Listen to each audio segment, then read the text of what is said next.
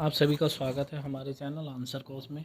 और आज जैसा कि हम इतिहास के क्रम में प्राचीन भारत में नया चैप्टर लाए हैं, वैदिक सभ्यता या वैदिक संस्कृति, उस पर आधारित बहुविकल्पीय प्रश्नों को हम करेंगे। चलिए स्टार्ट करते हैं। वेदों की संख्या कितनी है? तो वेदों की संख्या सभी लोग जानते हैं, जैसा कि वेदों की संख्या कितनी है? 4 है। ठीक है, बहुत ही ईजी क्वेश्चन था ये। चलिए नेक्स्ट चलते हैं इसी के साथ। सबसे पुराना वेद कौन सा है? तो सबसे पुराना वेद भी सब लोग जानते हैं। सबसे पुराना वेद जो है ऋग्वेद है। इसी क्रम में लिखे हुए हैं वेद ऋग्वेद, सामवेद, यजुर्वेद और अथर्ववेद। अपना अपना सबका महत्व है और सबसे पुराना वेद ऋग्वेद है। नेक्स्ट क्वेश्चन है हमारा, ऋग्वेद में कितने मंडल हैं? तो ऋग्वेद में जो है 10 मंडल हैं सब। ये बहुत इंपॉर्टेंट क्वेश्चन है ऋग्वेद से संबंधित। और जैसा कि हम जानते हैं वैदिक काल को 2 पार्ट में बांटा गया है। एक तो ऋग्वैदिक काल जिसमें ऋग्वेद के बारे में चर्चा हुई है, और एक उत्तर वैदिक काल जिसमें अन्य 3 वेद आए हैं ऋग्वेद के बाद, सामवेद, अथर्ववेद, यजुर्वेद वगैरह। तो चलिए आगे बढ़ते हैं इसी के साथ। गायत्री मंत्र का उल्लेख किस वेद में है? गायत्री मंत्र का उल्लेख ऋग्वेद में है, ये सबको पता होना चाहिए। नेक्स्ट आगे बढ़ते हैं। गायत्री मंत्र का उल्लेख ऋग्वेद के किस मंडल में है? तो मंडल है तीसरा।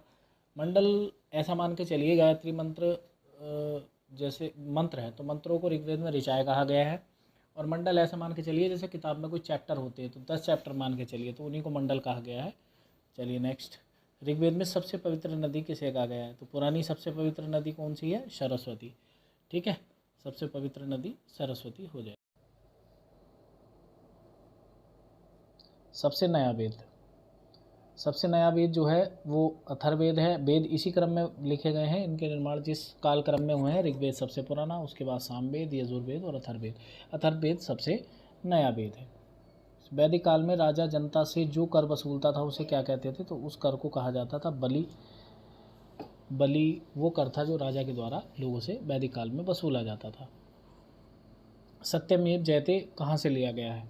सत्यमेव जयते जो लिया गया है वो मुंडको उपनिषद से लिया गया है, ये ध्यान रखेंगे। उपनिषद हैं, जैसे हमारे उपनिषदों को वेदांत भी कहा गया है, वेदों का अंत उपनिषद। तो मुंडको उपनिषद एक उपनिषदों में से एक है, और इसमें सत्यमेव जयते जो हमारा स्लोगन है तो वो यहीं से लिया गया है। नेक्स्ट आगे बढ़ते हैं। ऋग्वेद में किसका उल्लेख है? ऋग्वेद में अगर हम ऋग्वेद की बात करते हैं तो मंत्र, जादू टोना, आयुर्वेद, संगीत। तो बच्चों केवल ऋग्वेद में मंत्रों का उल्लेख है। मंत्रों को वहाँ ऋचाएँ कहा गया है। क्या कहा गया है? मंत्रों को ऋचाएँ कहा गया है। 10,600 के आसपास ऋचाएँ हैं।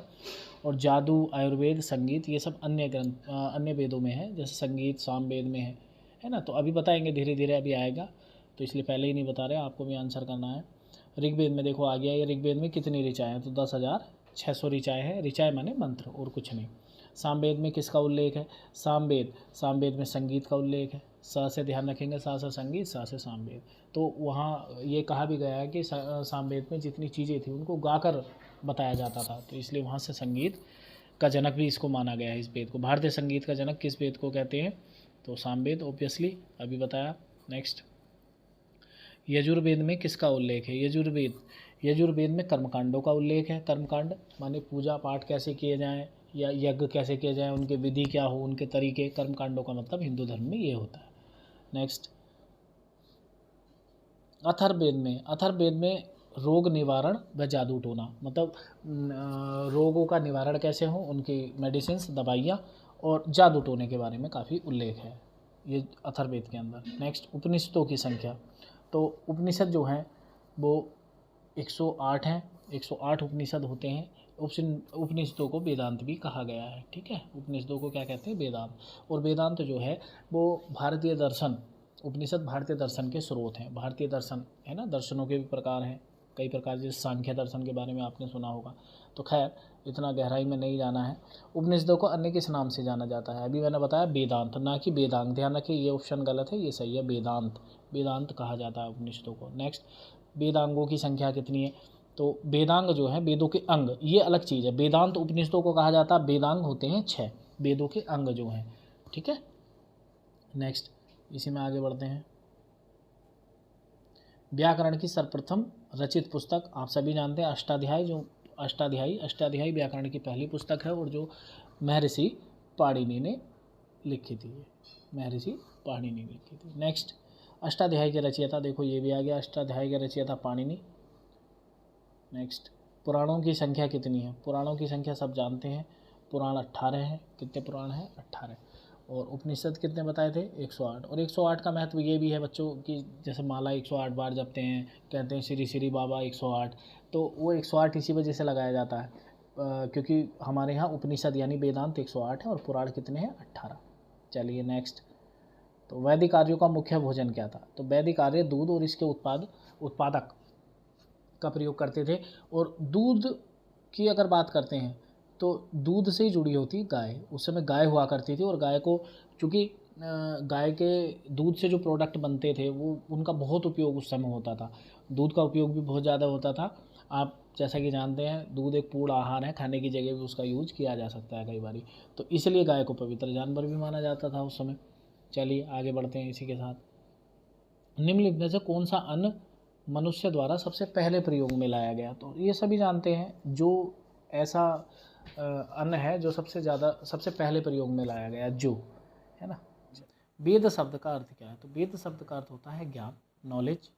नेक्स्ट, आर्य सभ्यता में मनुष्य के जीवन के आयु के अवरोही क्रम अनुसार कौन सा सही है? तो सबसे पहले ब्रह्मचर्य, गृहस्थ, वानप्रस्थ और संन्यास, सबसे लास्ट में संन्यास हो जाएगा। ये पहले वर्ण व्यवस्था थी और आश्रम व्यवस्था थी, सॉरी। और इस तरह से लोगों के 100 साल का जीवन मानते हुए, लोगों का जीवन 100 साल का मानते हुए 25-25 साल में 4 जगह बांटा हुआ था। ठीक है, नेक्स्ट आगे बढ़ते हैं। आरंभिक वैदिक कला में वर्ण व्यवस्था आधारित थी।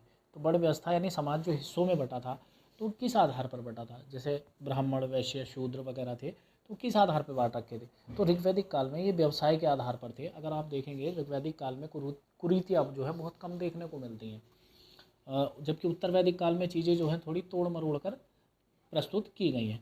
तो अगर हम देखते हैं वर्ण व्यवस्था के बारे में, तो वो व्यवसाय यानी काम पर, कार्य पर, जैसे कि मान लीजिए कोई व्यक्ति का पढ़ाने का काम है तो वो ब्राह्मण होगा, है ना। और बाद में क्या हुआ? बाद में ये वर्ण व्यवस्था जो हो गई वो जन्म आधारित हो गई। पढ़ाने वाले का लड़का है तो वो भी ब्राह्मण ही कहलाएगा, चाहे वो कोई भी काम करता हो, चाहे वो पढ़ाने का काम ना करता हो। तो बाद में ये जन्म पे आधारित हो गई थी, शुरू में ये व्यवसाय या कार्य पर आधारित थी। आर्यों को एक जाति कहने वाला तो मैक्स मूलर था, यूरोपियन। ये ऐसा यूरोपियन था जिसने आर्यों को एक जाति कहा। हालांकि अलग अलग लोगों के मत है, किसी ने समुदाय बताया, किसी ने कुछ बताया। आर्यों के विषय में अनेक मत है। आर्यन जनजातियों की पराधीनतम बस्ती कहाँ है? तो आर्यनों की पराधीनतम बस्ती बच्चों सप्त सैंधव क्षेत्र में मानी जाती है। सप्त सैंधव क्षेत्र आप जानते हैं कौन सा है। नेक्स्ट, उपनिषद क्या है? उपनिषद महाकाव्य है, कथा संग्रह है, कानून की पुस्तक है, हिंदू दर्शन का स्रोत है। मैंने ऊपर भी बताया था उपनिषद या वेदांत हिंदू दर्शन का स्रोत है। भारतीय दर्शनों का मुख्य स्रोत उपनिषद को कहा जाता है। नेक्स्ट, रामायण के रचयिता कौन थे?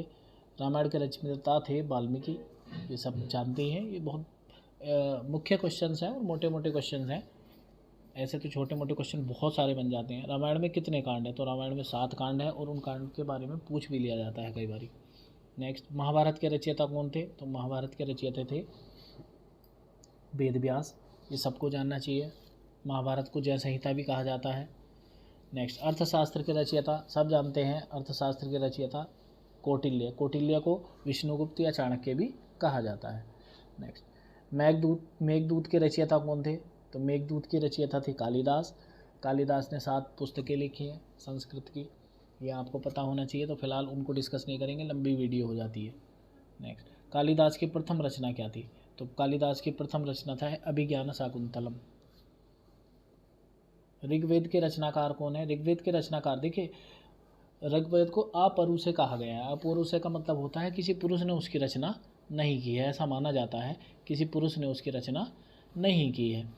तो इसमें कई लोगों ने, किसी ने कोई ऋचा दी, किसी ने कोई ऋचा दी। जैसे ऋषि विश्वामित्र का नाम भी आता है, विश्वामित्र का नाम आता है।